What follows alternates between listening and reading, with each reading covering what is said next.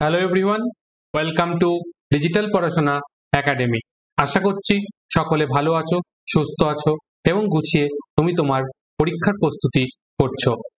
তোমাদেরকে আজকে বলে রাখি, যে ক্লাসটা করতে চলেছি সেখানে আমরা সায়েন্সের এনসিইআরটি এক্সাম্পলার থেকে আমরা লাইট রিফ্লেকশন অ্যান্ড রিফ্র্যাকশন এই দুটো বিষয় অর্থাৎ আলোর প্রতিফলন প্রতিসরণ থেকে যে সমস্ত কোশ্চেন এনসিইআরটির এক্সাম্পলার এই বইটাতে দেওয়া রয়েছে সেই কোশ্চেনগুলো আজকের ক্লাসে আমরা সমাধান করব।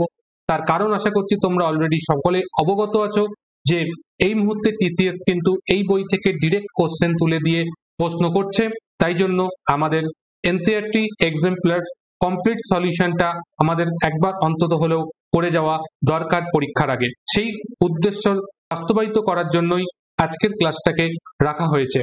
জেনারেল সায়েন্সের যে 25 নম্বর রয়েছে, এই 25 নম্বরের মধ্যে অন্ততপক্ষে 20 মার্কস তোমরা পেতে পারো কেবলমাত্র যদি বেসিক তোমাদের ঠিকঠাকভাবে ক্লিয়ার থাকে।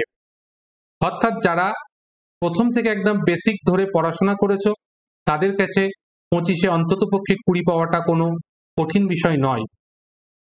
এবং এই মুহূর্তে যারা অন্ততপক্ষে এক্সাম অ্যানালিসিসের ক্লাসগুলো দেখছো তারাও অন্ততপক্ষে 15টা কোশ্চেন ঠিকঠাক সঠিক উত্তর করে আসতে পারবে। তাই তোমাদেরকে বলবো, যাদের ইস্টার্ন জোনে অর্থাৎ কলকাতার আরআরবির ইস্টার্ন জোনে যারা ইস্টার্ন রেলওয়েতে যারা ফর্ম ফিল আপ করেছো তাদের যেহেতু পরীক্ষা এই মুহূর্তে দেরি আছে, তাই তারা অন্ততপক্ষে প্রত্যেকটা চ্যাপ্টার একটু ধরে ধরে পড়ার চেষ্টা করো বা রিভিশন করার চেষ্টা করো। তাহলে পরেই দেখবে পরীক্ষায় জেনারেল সায়েন্সে 25-এর মধ্যে অন্ততপক্ষে 18, 19, 20টা কোশ্চেনের সঠিক উত্তর করে আসতে পারবে। এবং তার পাশাপাশি এই এক্সাম্পলার বা আরো যে সমস্ত গুরুত্বপূর্ণ ক্লাস আমি যেমন করাচ্ছি, এছাড়া আরো অন্যান্য যে সমস্ত চ্যানেলগুলো রয়েছে সেখানে করাচ্ছে, সেই ক্লাসগুলোকে একটু ফলো করো।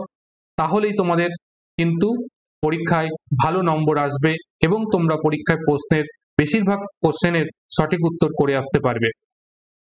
এর পাশাপাশি বলবো, তোমরা যারা আজকে প্রথম ক্লাস করছো তারা অবশ্যই সাবস্ক্রাইব করে যুক্ত হয়ে যাও। এর পাশাপাশি আমাদের একটা টেলিগ্রাম চ্যানেল রয়েছে যেটার নাম ডিজিটাল পড়াশোনা একাডেমি। সেখানে তোমরা যুক্ত হয়ে আমাদের সঙ্গে থাকতে পারো এবং তোমার কোনো চ্যাপ্টার পড়তে গিয়ে সমস্যা হয় সেই কথা আমাদের সঙ্গে শেয়ার করতে পারো। তাহলে দেরি না করে চলো শুরু করে দেওয়া যাক আজকের ক্লাস। দেখো, প্রথম প্রশ্ন রয়েছে, নিম্নলিখিতগুলির মধ্যে কোন ক্ষেত্রে একটি বিন্দু উৎস থেকে আলোকরশ্মি আপতিত হলে সমান্তরাল আলোকরশ্মি উৎপন্ন হয়? লেন্সের ক্লাস করিয়েছি, সেখানে ওই বিষয়টা বোঝানো আছে। তাছাড়া ইমেজ ফরমেশন বাই মিরর সেই ক্লাসেও এই বিষয় করানো আছে। তা বলছে যে বিন্দু উৎস থেকে আলোকরশ্মি কোথায় আপতিত হলে সেটা আলোকরশ্মি কি করবে, সমান্তরাল হবে প্রধান অক্ষের, অর্থাৎ সমান্তরাল আলোকরশ্মি উৎপন্ন হবে। তো এটা একটা অবতল দর্পণ। অবতল দর্পণের এটা মনে করো ফোকাস। এই ফোকাস থেকে যদি কোনো আলোকরশ্মি নির্গত হয়, তাহলে আমরা কি শিখেছি, ফোকাস থেকে যদি কোনো আলোকরশ্মি নির্গত হয় তাহলে সেই আলোকরশ্মি কি হয়, প্রধান অক্ষের সমান্তরাল হয়। ঠিক, তাহলে ফোকাস থেকে যদি কোনো আলোকরশ্মি উৎপন্ন হয় সেই আলোকরশ্মিটা কি হবে, সমান্তরাল আলোকরশ্মি রূপে নির্গত হবে।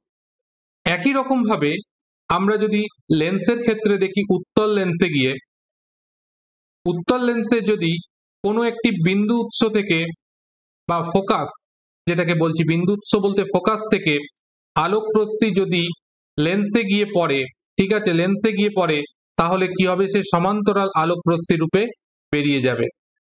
ক্লিয়ার? এইভাবে বেরিয়ে যাচ্ছে। তাহলে আমরা দুটো কেস দেখলাম, একটা হচ্ছে অবতল দর্পণ এবং উত্তল লেন্স। এই দুটো ক্ষেত্রে আলোকরশ্মি কি হচ্ছে আমাদের, না বিন্দু উৎস থেকে যদি উৎপন্ন হয় তাহলে তারা সমান্তরাল ভাবে বেরোবে।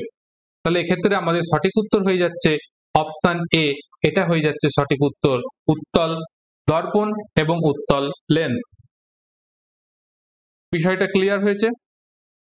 নেক্সট আমরা চলে যাচ্ছি পরের কোশ্চেন। বলছে একটি 10 মিলিমিটার দৈর্ঘ্যের বস্তুকে একটি অবতল দর্পণের সামনে উলম্বভাবে রাখা হলো। যদি দর্পণের সামনে 30 সেন্টিমিটার দূরে বস্তুটির 5 মিলিমিটারের দৈর্ঘ্যের প্রতিবিম্ব গঠিত হয়, তবে দর্পণটির ফোকাস দৈর্ঘ্য নির্ণয় করো। তাহলে আমাদের যেগুলো বলে দিয়েছে সেগুলো আমরা লিখবো। হাইট অফ অবজেক্ট বলে দিয়েছে আমাদের 10 mm, যেটাকে আমরা লিখতে পারি 1 সেন্টিমিটার। হাইট অফ ইমেজ সেটা আমাদের বলে দিয়েছে 5 mm, তো এখানে 5 mm, তাহলে সেটাকে আমরা লিখতে পারি 0.5 সেন্টিমিটার। এবার হাইট অফ ইমেজ অবতল দর্পণের ক্ষেত্রে গঠিত হচ্ছে, রিয়েল ইমেজ গঠিত হবে, অতএব এই ইমেজটা কি হবে, মাইনাস হবে। ক্লিয়ার? এখানে বলেছে দর্পণের সামনে 30 সেন্টিমিটার দূরে বস্তুটির প্রতিবিম্ব গঠিত হচ্ছে, তাহলে দর্পণের সামনে 30 সেন্টিমিটার দূরত্বে, তাহলে প্রতিবিম্বের দূরত্বটা বলে দিয়েছে ভি ইজিক্যাল টু -30 সেন্টিমিটার। যেহেতু দর্পণের সামনে বলেছে তাই জন্য -30 সেন্টিমিটার। আমাদের বের করতে হবে ইউ এর ভ্যালু কত হবে, এবং এর পাশাপাশি বের করতে হবে ফাইনালি এফ এর ভ্যালুটা কত সেটা বের করতে হবে। তো আমরা জানি ম্যাগনিফিকেশন ইজিক্যাল টু হয় height of image divided by height of object. এটা তাহলে হাইট অফ ইমেজ এটা ইজিক্যাল টু আমরা লিখতে পারি যে ভি বাই ইউ দর্পণের ক্ষেত্রে। তো হাইট অফ ইমেজ সেটা আছে 0.5 আর অবজেক্ট হচ্ছে 1, অবভিয়াসলি একটা মাইনাস আছে, ইজিক্যাল টু এখানে মাইনাস ভি এর মানও আছে -30 ডিভাইডেড বাই আছে ইউ, এই মাইনাসে প্লাস হয়ে গেল, এদিকে আছে 1/2 ইজিক্যাল টু 30 বাই ইউ, আগে একটা মাইনাস। তাহলে এখান থেকে আমরা যেটা পাবো ইউ ইজিক্যাল টু পাবো -60 সেন্টিমিটার। এই পর্যন্ত কারোর কোনো অসুবিধা নিশ্চয়ই নেই। এবার আমরা দর্পণের ক্ষেত্রে যে ফর্মুলাটা জানি 1/f is equal two 1/v plus 1/u। তাহলে 1/v, v এর মান আছে কত -30 প্লাস ইউ এর মান এসছে -60। এখান থেকে -1/30 যদি কমন নিয়ে নেওয়া হয় তাহলে 1 প্লাস 1/2 পড়ে থাকবে। তো -1/30 এটা ইন্টু আসছে 3/2, 3 দিয়ে 30 কে কাটলে 10, দেয়ারফর -1/20 আসছে। তো এখান থেকে আমরা ফাইনালি লিখতে পারি ফোকাস দৈর্ঘ্য ইজিক্যাল টু -20 সেন্টিমিটার। আমরা জানি অবতল লেন্সের ফোকাস দৈর্ঘ্য নেগেটিভ হয়, তাহলে আমাদের সঠিক উত্তর যেটা চলে এলো সেটা অপশন বি -20 সেন্টিমিটার। আশা করছি সকলের কাছে বিষয়টা ক্লিয়ার হয়েছে। নিম্নলিখিত অবস্থানগুলির মধ্যে কোন অবস্থায় একটি অবতল দর্পণ বস্তুর থেকে বড় অর্থাৎ বিবর্ধিত বাস্তব প্রতিবিম্ব গঠন করবে? তাহলে দেখো পড়ানো আছে, ছবিগুলো ভাবছো চোখের সামনে, তাহলেই হবে।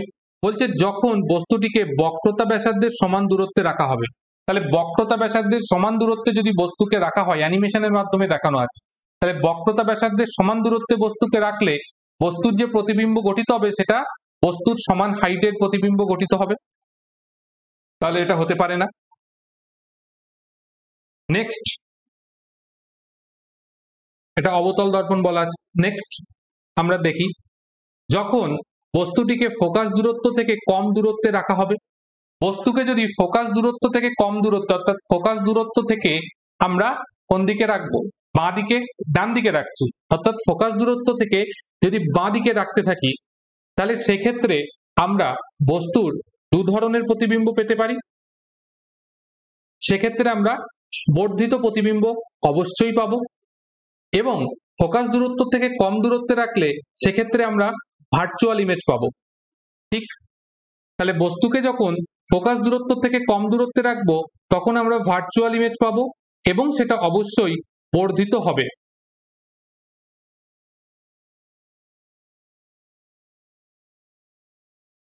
ঠিক আছে, ভার্চুয়াল এবং বর্ধিত ইমেজ পাবো। ঠিক আছে, যখন বস্তুটিকে ফোকাস এবং বক্রতা কেন্দ্রের মধ্যে রাখা হবে, তাহলে ফোকাস এবং বক্রতা কেন্দ্রের মাঝখানে যখন আমরা রাখবো তখন কি পাবো, অবশ্যই সেটা বিবর্ধিত পাবো।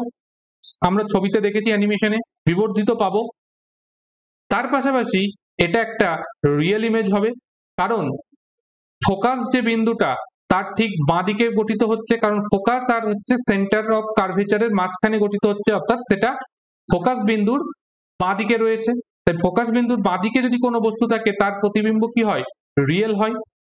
আর ডান দিকে যদি হয় তাহলে সেটা ভার্চুয়াল হয়। তাহলে বিতে যে কেসটা বলেছে সেটা হবে বর্ধিত, কিন্তু সেটা হবে ভার্চুয়াল। সিতে যেটা বলেছে সেটা বলেছে হবে বর্ধিত কিন্তু রিয়েল।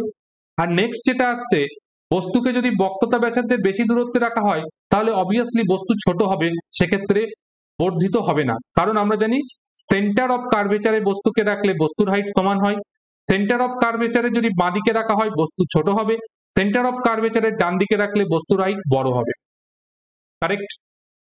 তাহলে আমরা প্রথম কেসটা এবং দ্বিতীয় কেসটাকে এবং লাস্টের কেসটাকে বাদ দিয়ে দিলাম।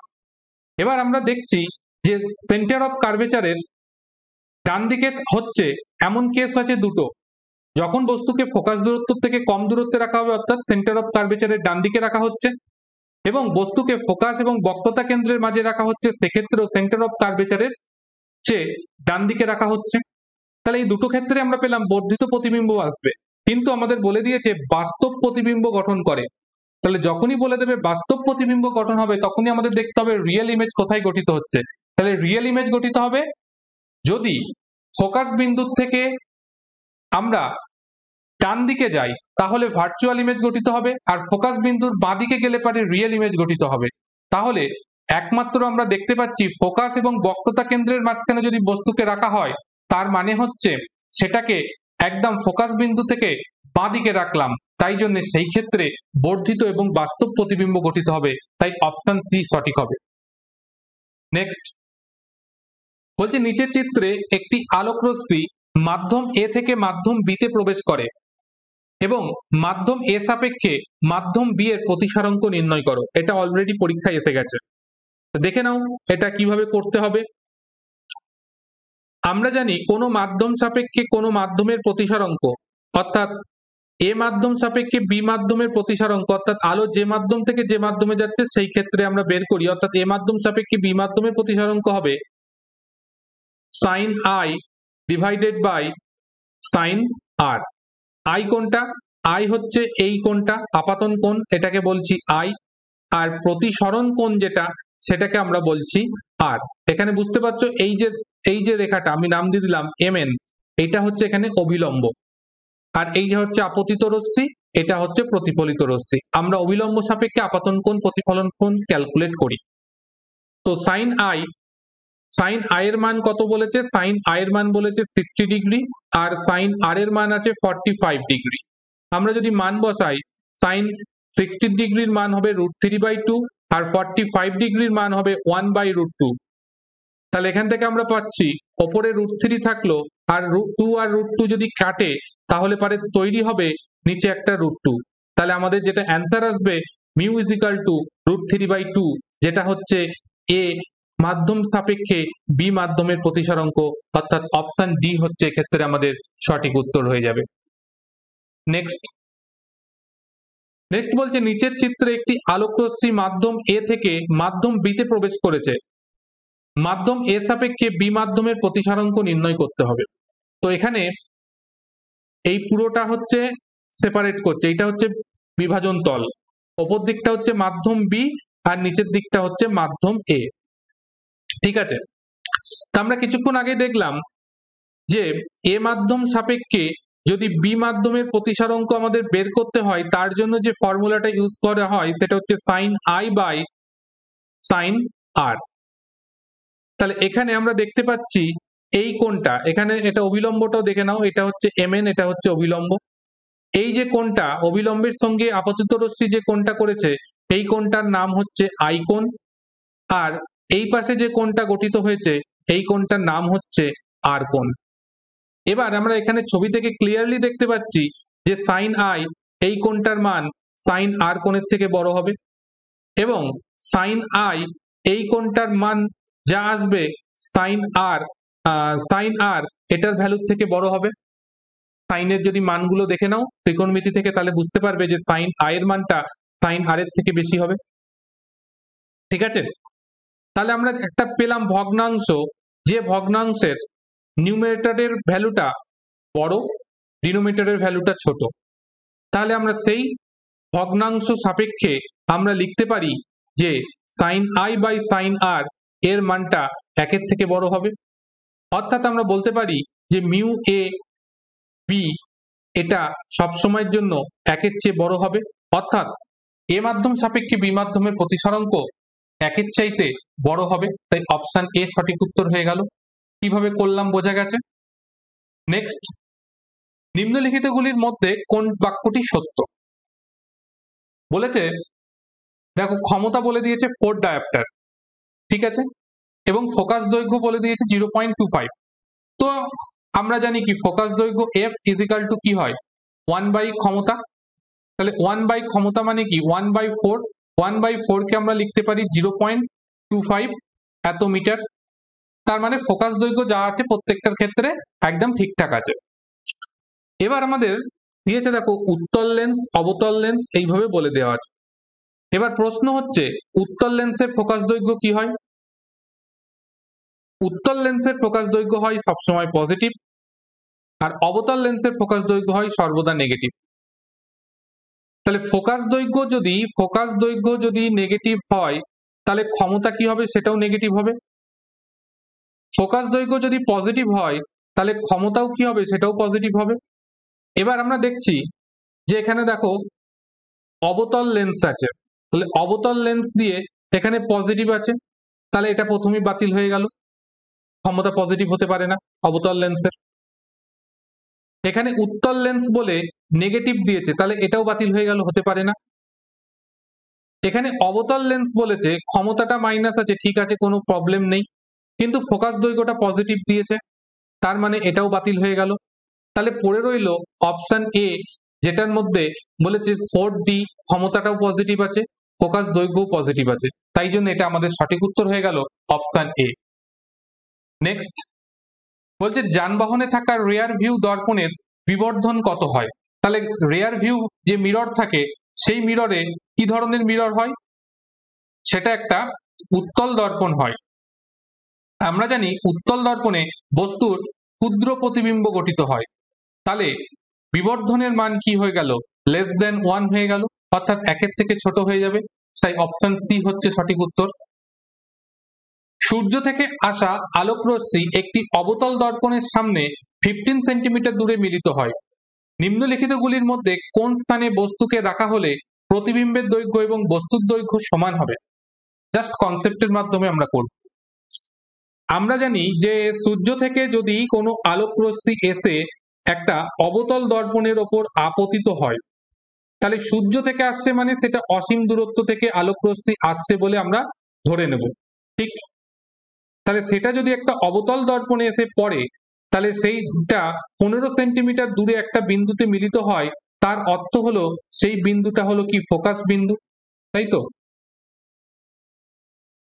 বহু দূর থেকে আসছে আলোক রশ্মি, সমান্তরাল আলোক রশ্মি যেখানে মিলিত হবে সেটাকে আমরা বলবো ফোকাস বিন্দু, অর্থাৎ ফোকাসে মিলিত হচ্ছে। তাহলে আমরা একটা ইনফরমেশন পেলাম যে অবতল দর্পণটির ফোকাস দূরত্ব হচ্ছে 15 সেন্টিমিটার, ঠিক? এবার নিম্নলিখিতগুলির মধ্যে কোন স্থানে যদি বস্তুকে রাখা হয় তাহলে প্রতিবিম্বের দৈর্ঘ্য এবং বস্তুর দৈর্ঘ্য সমান হবে? তা আমরা জানি প্রতিবিম্বের দৈর্ঘ্য এবং বস্তুর দৈর্ঘ্য কোথায় সমান হয়?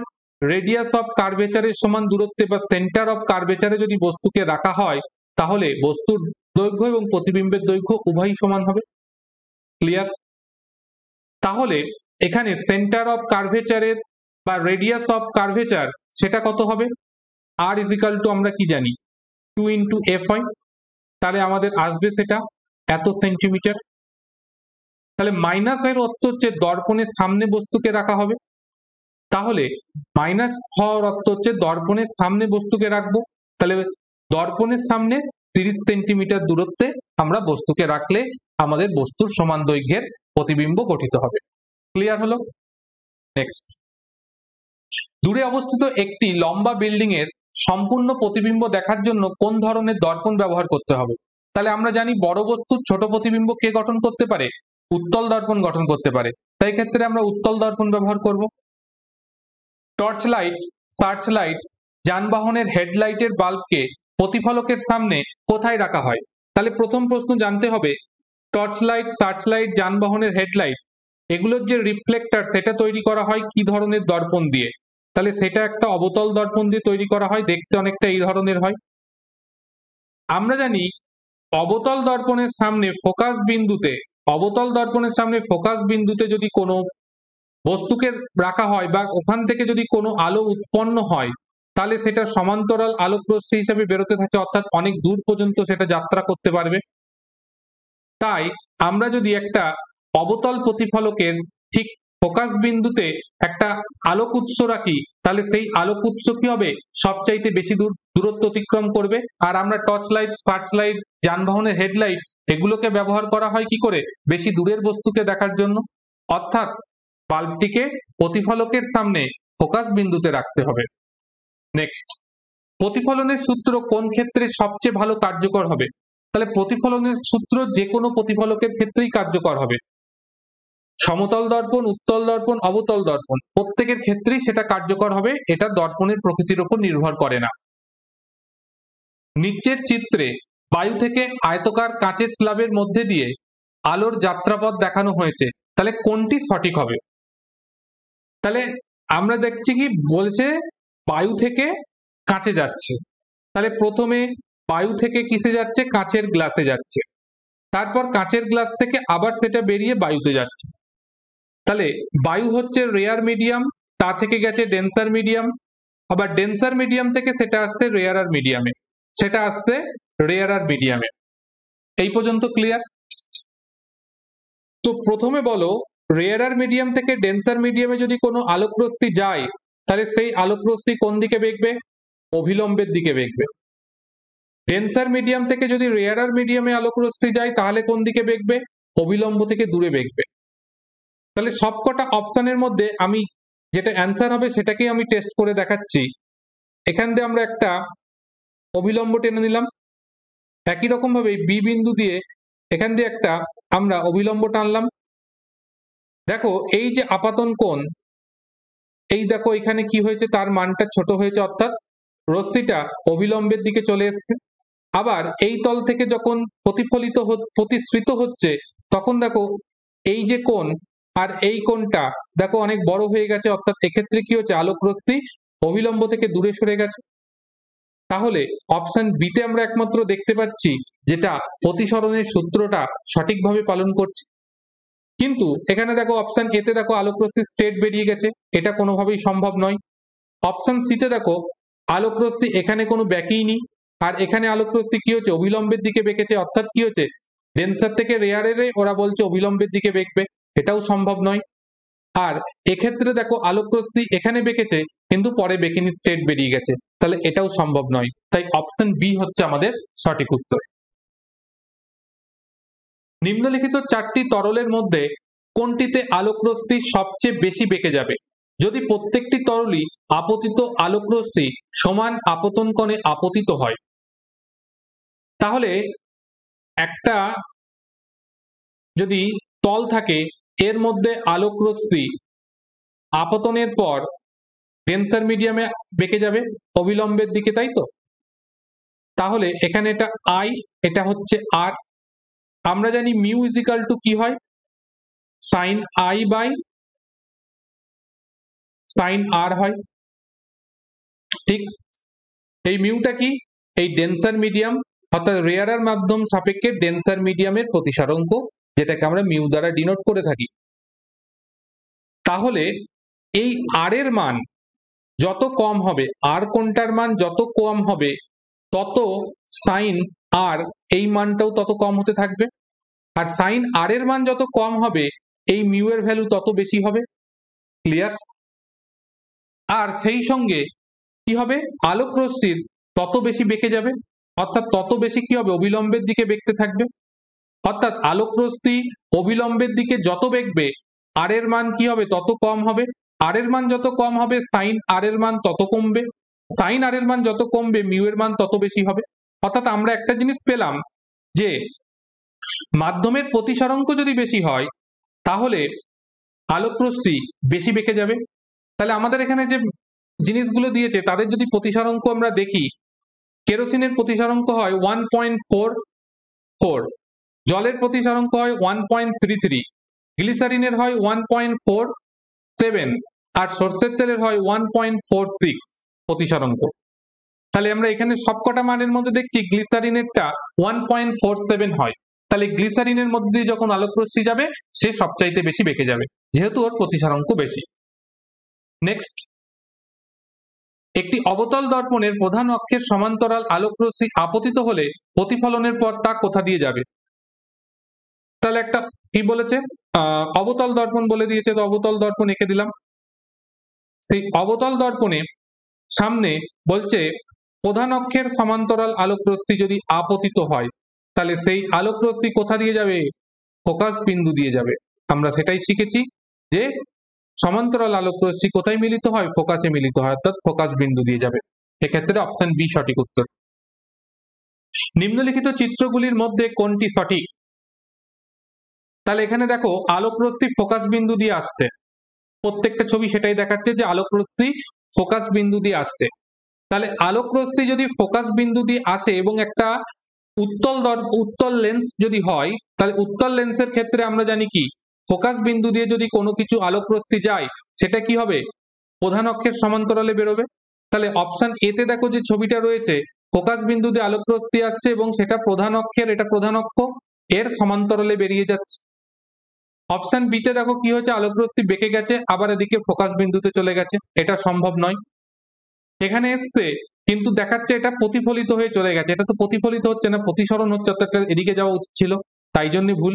আর এটাতে কোনো ব্যান্ডিং হয়নি, একদম সোজাসুজি গেছে, তাই জন্য এটা ভুল। তাহলে অপশন এ আমাদের সঠিক উত্তর হয়ে গেল। নেক্সট, নিম্নলিখিতগুলির মধ্যে কোন ক্ষেত্রে বস্তুকে অসীম দূরত্বে রাখা হলে বস্তুটির খুব ক্ষুদ্র এবং বিন্দু আকারের প্রতিবিম্ব উৎপন্ন হবে? তাহলে একটা বস্তুকে ক্ষুদ্র এবং বিন্দু আকারের যদি প্রতিবিম্ব গঠন করতে হয় তাহলে বস্তুকে অসীম দূরত্বে রাখা হলে, বস্তুকে কোথায় রাখা হচ্ছে? অসীম দূরত্বে রাখা হচ্ছে। তাহলে কোনটির সামনে রাখলে? তাহলে যে কোনো প্রতিফলক মাধ্যম হোক বা লেন্স হোক, সব ক্ষেত্রেই যদি বস্তুকে অসীম দূরত্বে রাখা হয় তাহলে তার যে প্রতিবিম্ব গঠিত হবে সেটা খুব ক্ষুদ্র এবং বিন্দু আকারের হবে, অর্থাৎ উত্তল লেন্স উত্তল দর্পণ, অবতল লেন্স অবতল দর্পণ, সব ক্ষেত্রেই কিন্তু সেম ঘটনাটি ঘটবে। নেক্সট বলছে একজন ব্যক্তি 2 মিটারের থেকে বেশি দূরত্বে কোনো কিছু দেখতে পান না, এই সমস্যার সমাধানের জন্য তাকে নিম্নলিখিতগুলির মধ্যে কোন ক্ষমতা বিশিষ্ট লেন্স ব্যবহার করতে হবে? তাহলে 2 মিটারের বেশি দূরত্বে কোনো কিছু দেখতে পায় না, অর্থাৎ সেই ব্যক্তি দূরের জিনিস কিছু দেখতে পান না। তাহলে দূরের জিনিস দেখতে না পাওয়ার জন্য সেই ব্যক্তি মায়োপিয়া রোগে ভুগছেন। তাহলে মায়োপিয়া রোগে আক্রান্ত ব্যক্তিকে আমরা কি ধরনের লেন্স দিয়ে থাকি? অবতল লেন্স দিই। তাহলে অবতল লেন্সের ফোকাস দৈর্ঘ্য কি হয়? নেগেটিভ হয়। ফোকাস দৈর্ঘ্য নেগেটিভ হয়।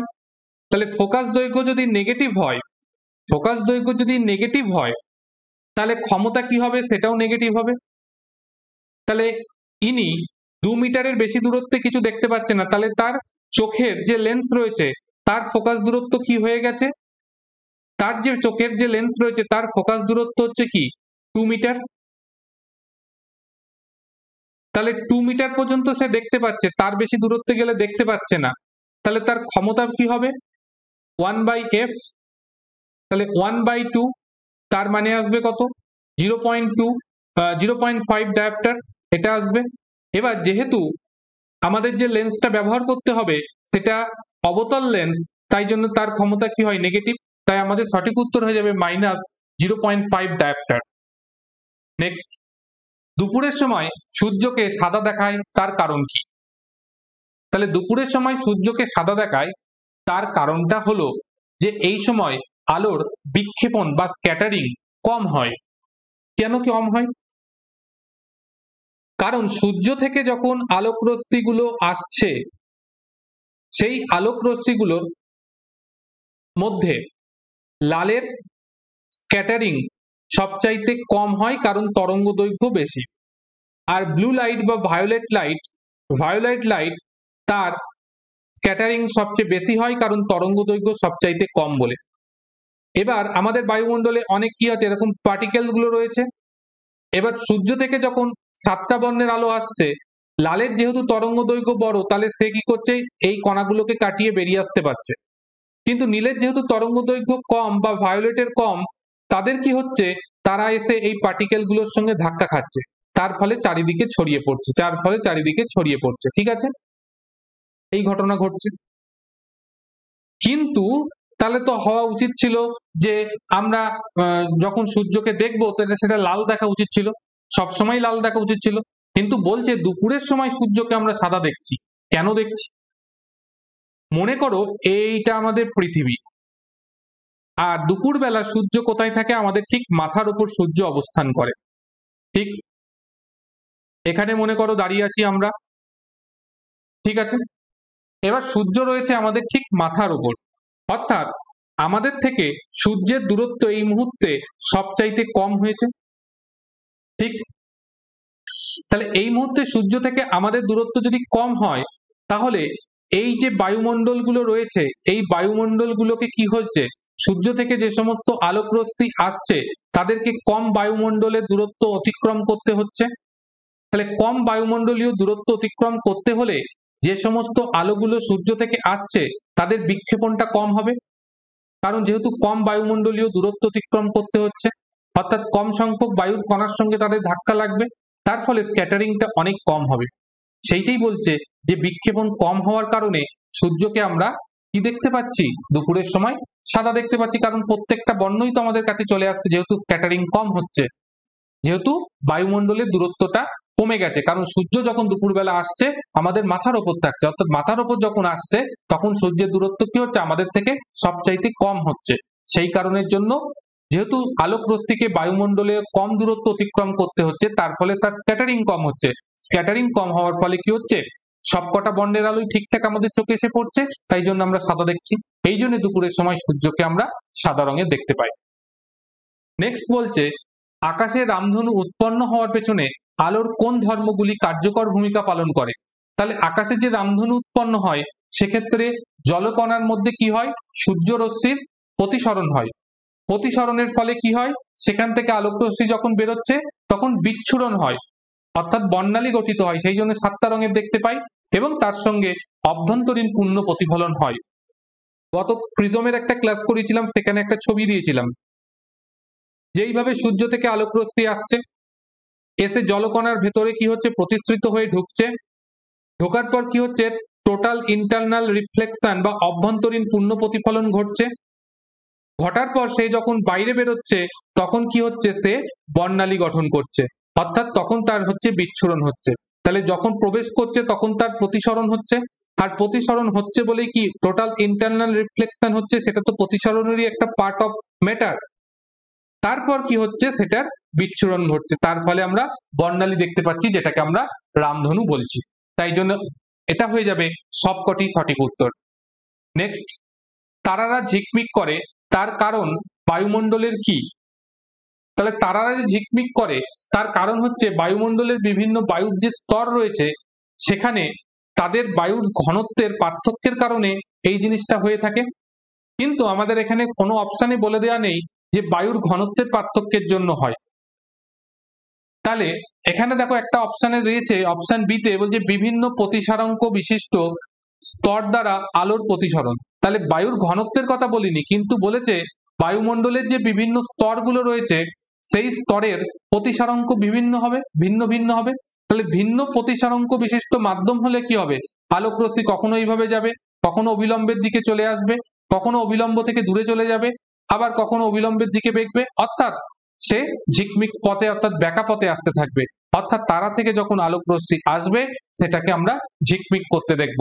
কেন না, বিভিন্ন বায়ুমণ্ডলের বিভিন্ন প্রতিসারাঙ্ক বিশিষ্ট স্তরের দ্বারা আলোর প্রতিসরণের কারণে। নেক্সট, পরিষ্কার মেঘমুক্ত আকাশ নীল দেখায় কেন? কিছুক্ষণ আগে বললাম যে সূর্য থেকে যে 7টি বর্ণের আলোক রশ্মি আসে তার মধ্যে লাল বর্ণের আলোক রশ্মির তরঙ্গ দৈর্ঘ্য সর্বোচ্চ হয়, তার ফলে তার স্ক্যাটারিং সবচাইতে কম হয়। ভায়োলেটের তরঙ্গ দৈর্ঘ্য সবচাইতে কম, তার স্ক্যাটারিং সবচাইতে বেশি হয়। কিন্তু তাহলে তো আমরা ভায়োলেট দেখি না কেন? আমরা ব্লু দেখছি কেন? কারণ ভায়োলেট, ইন্ডিগো, তারপর হচ্ছে ব্লু, এই তিনটে রং নিচের দিকে থাকে এবং এদের তিনজনারই কি হচ্ছে, স্ক্যাটারিং সবচাইতে বেশি হচ্ছে। তাহলে আমরা ভায়োলেট দেখছি না, ইন্ডিগো দেখছি না, কিন্তু ব্লু দেখছি কেন? তার কারণ হচ্ছে ব্লু লাইট আমাদের চোখে বেশি পরিমাণ প্রতিক্রিয়া সৃষ্টি করে ভায়োলেট এবং ইন্ডিগোর তুলনায়। সেই কারণে আমরা নীল রংটাকে বেশি দেখতে পাই। যেহেতু নীল রং আমাদের চোখে বেশি মাত্রায় কি হয়, দর্শন অনুভূতির সৃষ্টি করছে, সেই জন্য নীল রং দেখতে পাই, এই জন্য আকাশ নীল দেখায়। তো কেন নীল হচ্ছে? তার কারণ নীলের স্ক্যাটারিং বেশি হচ্ছে, লালের স্ক্যাটারিং কম হয়, তাই জন্য লাল দেখতে পাই না, লাল আলো সোজাসুজি চলে আসে। কিন্তু নীল আলোটা কি হচ্ছে, স্ক্যাটারিং বেশি হওয়ার জন্য সে আকাশের চারিদিকে ছড়িয়ে যাচ্ছে, এর ফলে আকাশ আমাদের ব্লু হয়ে যাচ্ছে। তাহলে আমাদের সঠিক উত্তর হয়ে যাবে যেটা, সেটা হচ্ছে বেগুনি ও নীল বর্ণের আলো অন্যান্য বর্ণের তুলনায় সবচেয়ে বেশি বিক্ষিপ্ত হয়, সেই কারণে পরিষ্কার মেঘমুক্ত আকাশ নীল রঙের দেখায়। নিম্নলিখিতগুলির মধ্যে কোন বাক্যটি সঠিক? বলছে বায়ুমণ্ডলের মধ্যে দিয়ে সাদা বর্ণের আলোর অন্তর্গত অন্যান্য বর্ণের আলোর গতিবেগ হবে। অর্থাৎ বায়ুমণ্ডলের মধ্যে দিয়ে যখন একটা সাদা লাইট পাস করছে, তখন সাদা লাইটের মধ্যে 7টা বর্ণ রয়েছে, বেগুনি, violet, indigo, blue, green, yellow, orange and হচ্ছে রেড। ঠিক এই কটা বর্ণের আলোর মধ্যে থাকছে। তো এই যে 7টা বর্ণ রয়েছে, 7টা বর্ণের আলো যখন বায়ুমণ্ডলের মধ্যে দিয়ে যাবে, তখন প্রত্যেকটা বর্ণের আলোর গতিবেগই সেম থাকবে, যেই জন্যে বায়ুমণ্ডলের মধ্যে দিয়ে যখন সাদা আলো পাস করছে, সেটা সাদাই থাকছে। এবার যদি এটা গিয়ে কোনো একটা মাধ্যমে আপতিত হয়, তখন যখন মাধ্যম থেকে বেরোবে, তখন আমরা দেখব আলোর সেই বিচ্ছুরণের ঘটনা। অর্থাৎ যার গতিবেগ বেশি হবে সে কম বিচ্ছুরিত হবে, যার গতিবেগ কম হবে সে বেশি বিচ্ছুরিত হবে। অর্থাৎ তখন আমাদের বর্ণালী সৃষ্টি হবে, অর্থাৎ তখন 7টি বর্ণ আলো ভেঙে যাবে। কিন্তু যখন বায়ুর ভেতর দিয়ে যাবে, তখন কি হচ্ছে, প্রত্যেকটা বর্ণের আলোর গতিবেগ সমান থাকবে, সেই জন্য সাদা বর্ণের আলো সাদাই থাকবে। তাই সাদা আলোর প্রতিটি বর্ণের গতিবেগ সমান হবে। নেক্সট বলছে নিম্নলিখিতগুলির মধ্যে আলো কোন ধর্মের জন্য সূর্যোদয় এবং সূর্যাস্তের সময় আকাশ লাল রঙের দেখায়? কিছুক্ষণ আগেই পড়ালাম, আবার দেখো সেই পৃথিবী আঁকলাম, এখানে একজন মানুষ দাঁড়িয়ে আছে। যখন সূর্য উদয় এবং সূর্য অস্ত হচ্ছে, তখন সূর্য কোথায় থাকে? এরম জায়গায় সূর্য অবস্থান করে, তাই তো, দিগন্ত রেখায় সূর্য অবস্থান করে। আগেরটা ছিল মাথার ওপর সূর্য, আর যখন সূর্য ওঠে তখন আমরা পূর্ব দিক কিংবা পশ্চিম দিকে সূর্য অস্ত যাওয়ার সময় দেখি, তখন সূর্য কোথায় থাকে? আমাদের দিগন্ত রেখার বরাবর থাকে, এরম ভাবে থাকে। তাহলে এবার যদি দেখো পৃথিবীর চারধারে বায়ুমণ্ডলের দূরত্ব যদি দেখো, তাহলে কি হচ্ছে, আমাদের কাছে যখন সূর্য থেকে কোনো আলোক রশ্মি এসে পৌঁছচ্ছে, তার ডিস্টেন্স কি অনেক বেশি পথ অতিক্রম করতে হচ্ছে। তাহলে বেশি পথ অতিক্রম করতে হলে কি হবে, ওই বায়ুমণ্ডলে থাকা সূক্ষ্ম কণাগুলো কি হবে, সূর্য থেকে আলোক রশ্মির স্ক্যাটারিং হবে। স্ক্যাটারিং এর ফলে কি হবে, নীল বর্ণের আলো বেশি মাত্রায় স্ক্যাটারিং হয়ে বেরিয়ে যাবে, নীলগুলো স্ক্যাটারিং হবে বেশি। কিন্তু লাল বর্ণের আলো যেহেতু স্ক্যাটারিং কম হয়, তাই লাল বর্ণের আলো এই দীর্ঘ পথ অতিক্রম করে আমাদের চোখে এসে পড়বে। তার ফলে আমরা সূর্যকে কি দেখব, লাল বর্ণের দেখব। তাহলে এর মেন কারণ হচ্ছে কি, আলোর বিক্ষেপণের কারণে হচ্ছে, অর্থাৎ স্ক্যাটারিং এর জন্যই এই ঘটনাটা ঘটছে। মাথার ওপর যখন থাকে তখন সাদা দেখছি, কারণ বায়ুমণ্ডলের দূরত্ব কম। আর যখন দিগন্ত রেখায় সূর্য অবস্থান করছে, অর্থাৎ সূর্য অস্তের সময় বা সূর্য উদয়ের সময়, তখন সূর্য থেকে আমাদের দূরত্ব সবচাইতে বেশি হচ্ছে। তার জন্য কি হচ্ছে, আলোক রশ্মি বেশি পথ অতিক্রম করছে, তাই নীল বা বেগুনি এদের স্ক্যাটারিং বেশি হওয়ার কারণে এগুলো বিক্ষিপ্ত হয়ে যাচ্ছে।